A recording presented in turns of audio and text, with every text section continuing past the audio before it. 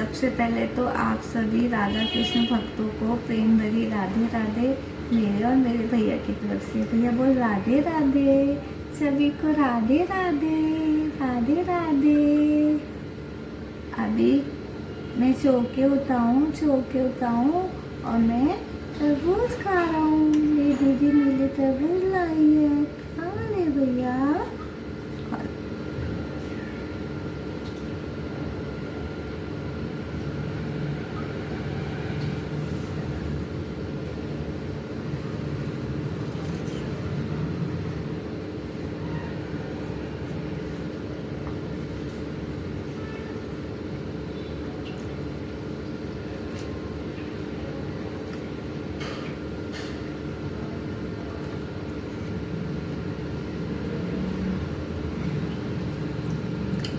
भैया तरबूज खा रहे हैं। आप लोग सोच रहे होंगे कि कैसे खा रहे हैं। हम दोनों ना शुरू से ही ऐसे ही खाते हैं।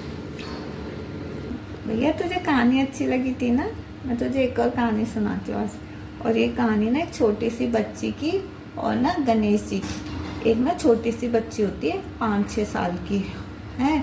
उसकी ना माँ बचपन में ही मर जाती है। तो उसके जो पिताजी होते हैं ना वो दूसरी शादी कर लेते हैं।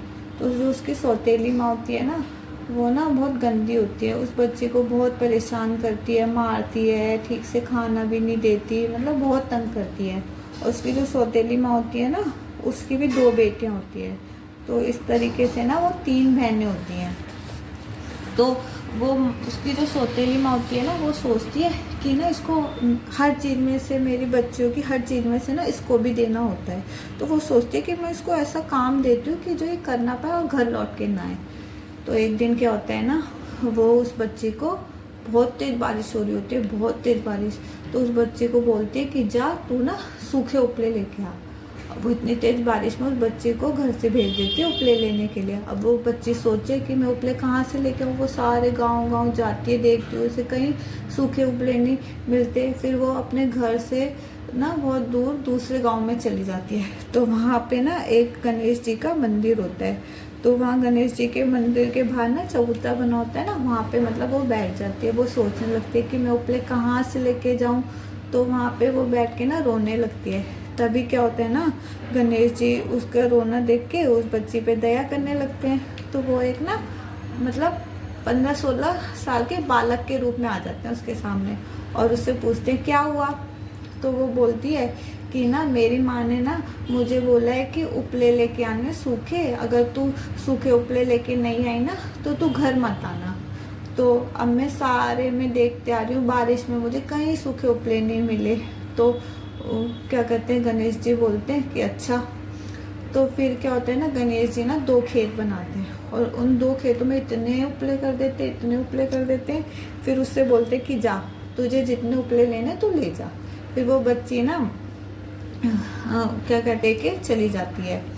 तो वो घर पहुंचती है, आवाज़ लगाती है माँ माँ मैं उपले लेकर आ गई। वो माँ है ना उसकी, वो सोच में पड़ जाती है कि इतनी बारिश में इससे सूखे उपले कहाँ से मिल। फिर क्या होता है ना, फिर बोलती है कि अब ना कुछ और सोचना पड़ेगा जिससे कि ना इस घर में दोबारा ना आए। फिर क्या होता है ना, भरी गर्मी में वो उसे ना दोबारा से भेजती है कि चने का साग लेके आपकी बार तो, और चने का साग लेके नहीं आई ना तो तू घर में मत आना। फिर भेज देती है। अब वो बच्ची सारे में देखती हुई जाती है, उसे कहीं चने का साग नहीं मिल रहा होता। तो उसे विश्वास होता है कि वहाँ पे जिस ने मेरी मदद करी थी ना वो फिर से मेरी मदद करेंगे। तो फिर वो उसी गांव में चली जाती है, वहीं चबूतरे पे बैठ के फिर रोने लगती है। फिर गणेश जी आते हैं, वही 15-16 साल के बालक बन के। तो बोलते हैं अब क्या हुआ। वो बोलते हैं अब मेरी माँ ने बोला चने का साग लेके, और मैं चने का साग कहाँ से लेके जाऊँ। तो फिर क्या होता है, फिर वो 2 खेत बनाते हैं गणेश जी 2 खेत बनाते हैं। फिर उसमें बहुत सारा चने का साग कर देते हैं और बोलते हैं ले जा जितना तुझे चने का साग लेके जाना है। तो फिर वो अपने साथ चने का साग लेके चली जाती है। फिर क्या होता है, फिर वो आवाज़ लगाती है माँ माँ मैं चने का साग लेके आ गई। वो सोचती है इतनी भरी गर्मी में ये चने का साग कहाँ से लेके आ गई। अब वो क्या करे। फिर उसकी माँ को दिमाग में फिर चलता है कि अब की बार तो इसे ऐसा काम दूंगी कि ये कर ही ना पाएगी और ये घर नहीं आएगी। फिर उसकी माँ पता है क्या बोलती है कि तेरे कोई भाई नहीं है ना, तुम 3 बहनें हो ना, जा एक भैया लेके आ। तो फिर वो कहती, अब उसे क्या पता भैया कहाँ से आए, तो वो फिर चली जाती है। वहीं पे उसे विश्वास हो जाता है कि उन भैया ने मेरी मदद करी थी ना, तो वो मेरी फिर से मदद करेंगे। फिर वो गणेश जी के चबूतरे पे जाके बैठ जाती है, रोने लगती है। फिर गणेश जी आते हैं, बोलते हैं अब क्या हुआ, अब क्या बोला तेरी माँ ने लाने के लिए। वो बोलती है कि ना मेरी माँ ने बोला जा एक भैया लेके आ, तुम्हारे कोई भैया नहीं है ना, तो हमारे कोई भैया नहीं है ना, तो आप मुझे भैया ला के दो। तो वो बोलते हैं भैया कहाँ से ला के दूँ, भैया तो ऐसे नहीं आता। तो वो बोलते हैं नहीं नहीं, आपने तो मेरी बहुत मदद करी है, आप तो मेरा सब कुछ कर देते हो, तो आप मुझे भैया ला के दो। अब गणेश जी सोच में पड़ जाते हैं कि मैं भैया कहाँ से ला के दूँ। तो वो क्या करते हैं, वो बै माता के पास जाते हैं गणेश जी, और गणेश जी बै माता के पास जाके बैठ जाते हैं। तो बैठ जाते हैं, बै माता देखती हैं गणेश जी हैं, तो बोलती हैं कि गणेश बेटा तू यहाँ पे आज कैसे, क्या काम है। तो गणेश जी बोलते हैं ऐसे ऐसे एक भक्त है मेरी, ऐसे वो उसको ना भैया चाहिए, अब मैं उसे भैया कहाँ से दो, तो आप मुझे ना छोटे बच्चे बना के दो।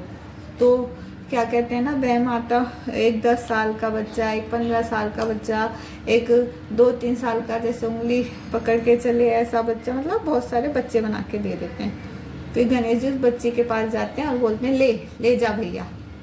तो फिर क्या होता है, वो बोलती है इतने सारे भैया नहीं चाहिए मुझे, तो बस एक ही भैया चाहिए, मेरी मम्मी ने बोला एक ही भैया लेके आने।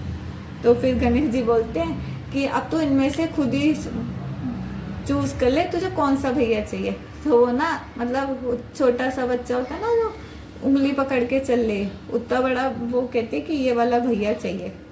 तो फिर वो गणेश जी से बोलती है मेरे गांव में ना जो मेरी सहेलियाँ हैं ना, उनके भाई तो पैरों में ना पाजेब पहनते हैं, तो इसके लिए भी पाजेब दो। अभी अच्छा थोड़े ना लगेगा कि ऐसे नंगे पैर मेरे साथ जाएगा। तो गणेश जी ना उसको पाजेब पहना देते हैं, उसे बोलते हैं कि है तो छोटी सी पर इतनी चीजें मांगती रहती है, ये दे दो वो दे दो, ये दे दो वो दे दो, ऐसे करके बोलते हैं उसे।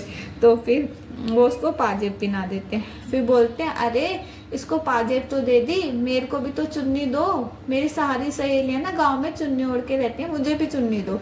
तो गणेश जी उसको भी चुन्नी दे देते हैं। फिर बोलती है अरे अब मैं इसको लेके जाऊंगी इतनी दूर, हमारे पास कुछ खाने के लिए भी तो होना चाहिए, तो मुझे कुछ खाने को भी दे दो, और रास्ते में भूख लगी तो मैं इसे क्या खिलाऊंगी। तो गणेश जी क्या कहते हैं ना, उसको ना लड्डू खाने को दे देते हैं भैया। फिर वो ना लड्डू दे देते हैं, फिर वो लड्डू लेके और उस बच्चे को छोटे से को लेके अपने गांव में चली जाती है। फिर वो जाती है माँ मैं ना भैया लेके आ गई। अब वो फिर वो सोचती कि भैया कहाँ से लेके आई, तो वो कहती है पता नहीं किसका मतलब बच्चा चुरा के लेके आ गई। तो वो उससे पूछती है कि किसका बच्चा है, फिर पूरे गांव में पूछती है कि ये किसका बच्चा है। तो वो बोलते हैं नहीं नहीं ये हमारा तो बच्चा नहीं है, ये मतलब यही लाई है कहीं से। तो कि उसकी माँ उससे पूछती है कि तू कहाँ से लाई है भैया। तो वो बोलती है ऐसे ऐसे क्या कहते हैं वहाँ पे ना एक चबूतरा है, उसमें से वो निकलते हैं और क्या कहते हैं मैं उनसे जो भी मांगती हूँ ना वो मुझे देते हैं। तो बोलते हैं कि चल मुझे भी लेके चल। फिर वो बच्ची है ना उसकी माँ को सारे गांव वालों को ना सबको वहाँ पे लेके जाती है। तो फिर बोलती है अब इनको बोल कि ये ना मतलब आए सामने आए। वो बेचारी बच्ची खूब मतलब उनसे बोलती है। फिर गणेश जी प्रकट होते हैं, फिर बोलते हैं मैं ना इस बच्ची के मारे तुम्हारे साथ तुम्हारे पास आया हूँ। फिर वो जो उसकी माँ होती है ना, फिर वो ना गणेश जी से माफ़ी मांगती है कि मुझे माफ़ कर दो, आगे से मैं ऐसी गलती नहीं करूँगी। और फिर वो उस बच्ची को भी अच्छे से रखने लगती है। तो ये कहानी इतनी सी थी, कैसी लगी भैया कहानी? अच्छी थी ना भैया? उसकी माँ कैसी होती है ना, उसको कितना तंग करती है ना। अच्छी थी ना कहानी? अच्छी लगी मुझे कहानी, अच्छी लगी मुझे तो कहानी। अब आप लोग भी बताओ आपको कैसी लगी कहानी। अगर आपको कहानी और सुननी हो तो हमें कमेंट में बताना, हम आपको ऐसी और अच्छी अच्छी कहानी सुनाएंगे, है ना। है ना भैया? चलो ये कहानी यहीं तक थी। सभी को राधे राधे।